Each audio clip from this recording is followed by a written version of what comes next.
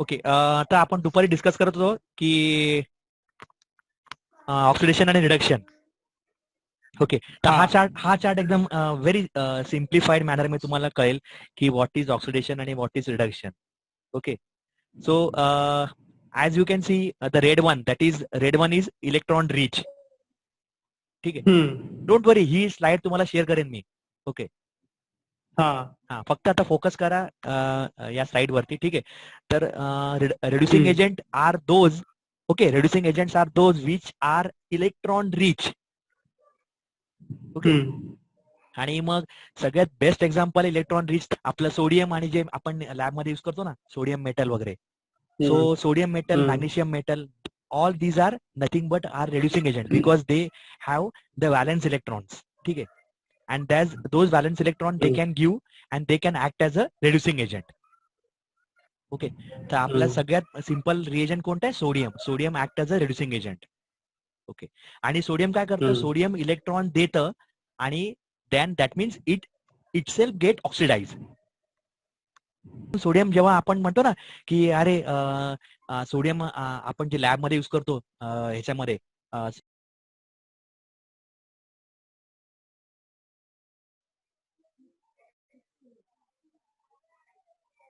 म्हणजे it will tell you what is oxidising agent आणि what is reducing agent. ठीक आहे, आणि रिड्युसिंग एजंट समजून घ्यायला पाहिजे कारण कारण हा टीवाय मध्ये पण इम्पॉर्टंट टॉपिक आहे आणि यू रिक्वायर्ड, आणि टीवाय मध्ये हा एक पूर्ण एक चॅप्टरच आहे. ठीक आहे, so you have to remember whatever concept you learn in SYBSC. तर मगाशी म्हटल्याप्रमाणे ए म्हणजे हा जो आपण रिड्युसिंग एजंट आहे, so that is reducing agent म्हणजे it is rich in electrons. Okay, आणि त्याचं बेस्ट एक्झाम्पल म्हणजे sodium metal, magnesium metal, zinc metal, all these metals are reducing agent. Okay, and once they give electrons, they themselves get oxidized. Okay, आणि मग once they get oxidized, they become oxides. जसं सोडियमचं sodium oxide बनतं, नंतर झिंकचं zinc oxide, नंतर मग आपलं even the best example is iron. आपण जेव्हा पावसाळ्यात बघतो ना आयर्न रस्टिंग होतं, that is nothing but iron oxide. And same thing, iron gives electron and it itself oxidize to form iron oxide. Okay, आणि त्याच्या एक्झॅक्ट अपोजिट फिनॉमिना होतो oxidation. म्हणजे जो ऑक्सिडाइज होतो त्याला म्हणतात आपण रिड्युसिंग एजंट, आणि त्याचं अपोजिट जे करतो त्याला म्हणतात ऑक्सिडायझिंग एजंट. ओके, तर oxidizing agent best example is oxygen. Okay, म्हणजे आयनला कोण ऑक्सिडाइज करतं? ऑक्सिजन करतं. ऑक्सिजन. हा, तो oxygen is a oxidising agent. आणि आपल्याला त्याच्या पलीकडे जायचंय, आपल्याला ऑक्सिजनच्या पलीकडे जायचंय. So when we go ahead of oxygen, there are some very important oxidising agent आणि which are very common, that is hydrogen peroxide.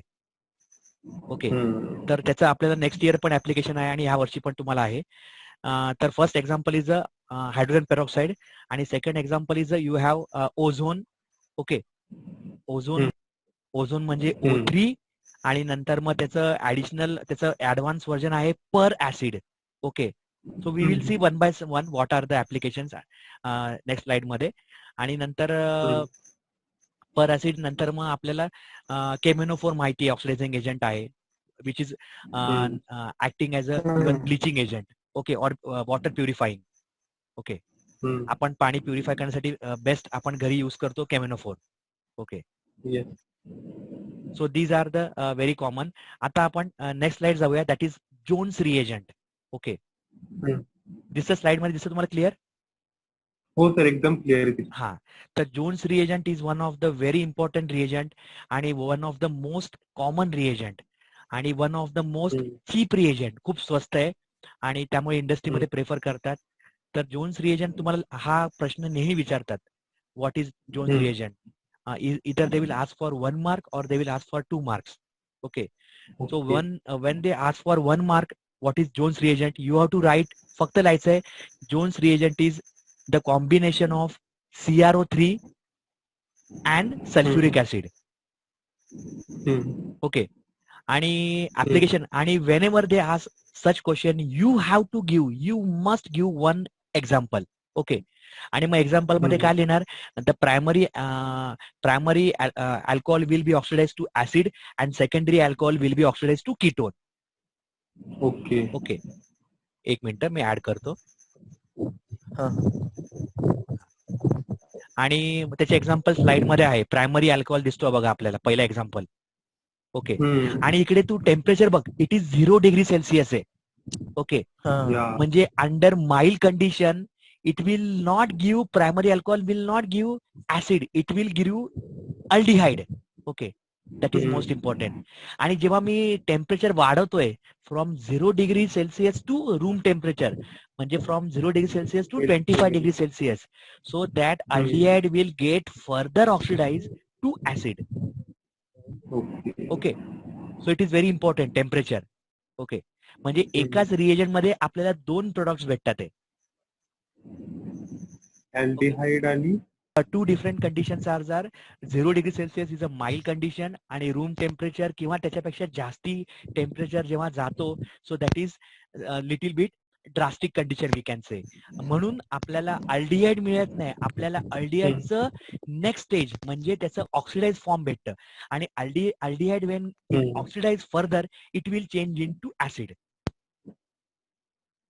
Okay, तर हे तुम्हाला लक्षात ठेवायचं आहे जोन्स रिएजंट बद्दल. आणि secondary alcohol, already I told you, secondary alcohol will give ketone. It because ketones cannot get further oxidized. Ketone is the most stable form. It cannot get oxidized to acid. Okay. त्यामुळे secondary alcohol will always give ketone. Okay.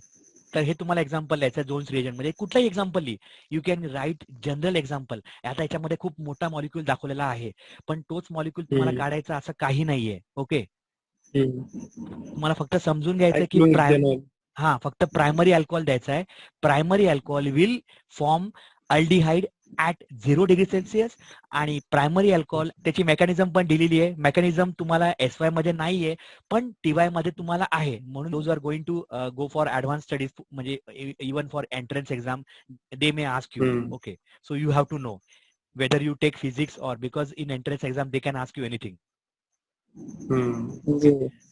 So ह्याच्यामध्ये दिलेले mechanism मध्ये आता mechanism काय दिलं बघा, CrO3 plus H2O, आणि as Jones reagent is in the presence of acid म्हणून H2SO4 दिलेला आहे. Okay, so when this combination it will from chromic acid. Okay, तर chromic acid is nothing but it is CrO4H2.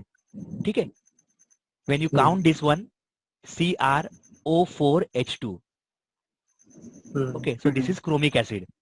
आणि याची जर oxidation state पाहिलं तर क्रोमियमचं oxidation state आहे 6, लक्षात ठेव. ओके, 6 आहे ऑक्सिडेशन स्टेट.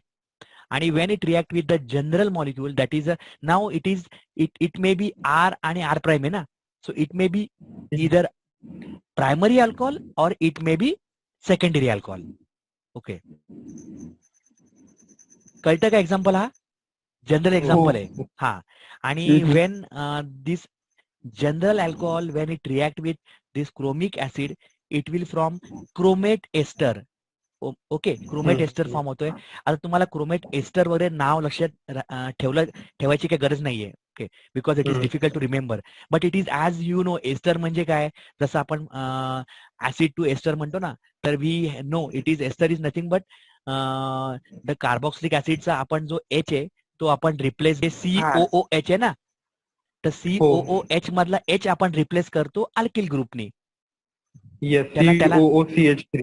हा, राईट. तर त्याला आपण म्हणतो एस्टर. त्याच्यामध्ये पण बघा क्रोमेट एस्टर आहे, कारण हा जो O जो कनेक्टेड आहे it is connected to some alkyl group, म्हणून हा क्रोमेट एस्टर आहे.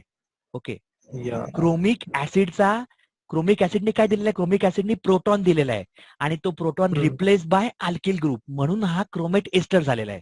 Okay, that is a complex, म्हणून याला आपण क्रोमेट एस्टर म्हणतो.